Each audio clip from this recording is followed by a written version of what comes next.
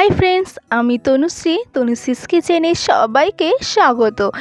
আজকে আমি কিভাবে বাড়িতে ঘি তৈরি করবেন সেটাই তৈরি করে দেখাবো।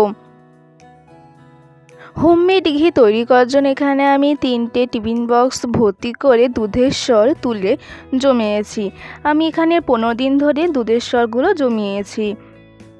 এবার এক এক করে বোলের মধ্যে দুধের স্বরগুলো দিয়ে দিচ্ছি। দুধের স্বরগুলো যেহেতু ফ্রিজে ছিল তাই জমে গেছে।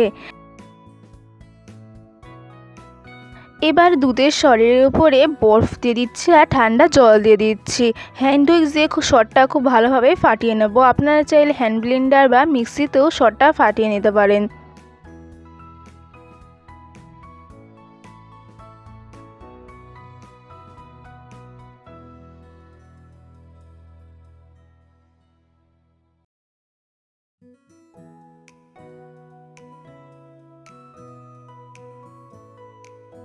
দেখুন ফেটাতে ফেটাতে জল আর বাটারটা আলাদা হয়ে গেছে। এবার বাটারটা জল থেকে তুলে নিচ্ছি।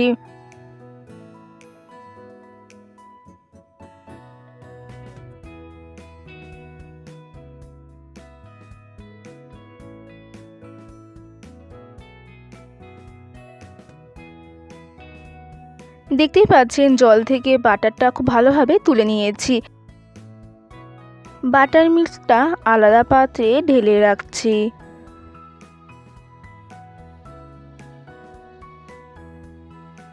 এবার কিছুটা পরিমাণে বাটার রেখে দিচ্ছি আর বাকিটা দিয়ে ঘি তৈরি করে আপনাদের দেখাবো।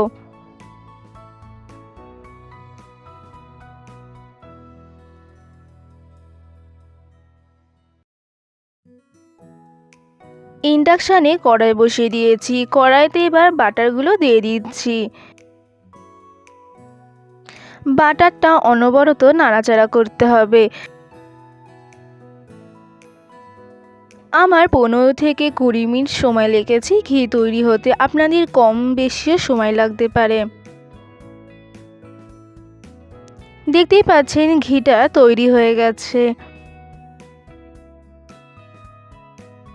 একটা পাত্রে এবার ঘিটা ঢেলে নিচ্ছি।